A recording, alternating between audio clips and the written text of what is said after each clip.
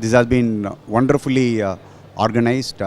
There were many number of stalls that I could see in many stream of businesses, whether it is measurement or engineering or process or software.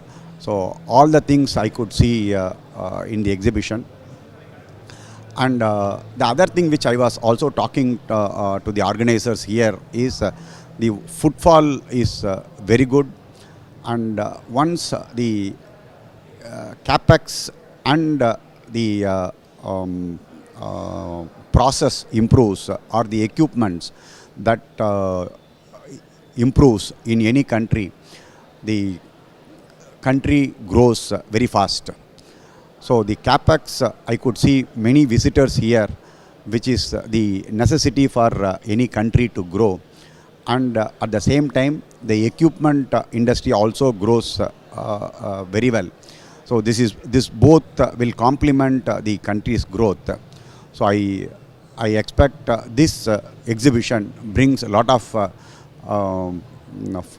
this has already brought down a lot of footfalls here, and this is also going to generate a lot of business for the SMEs and the MSMEs.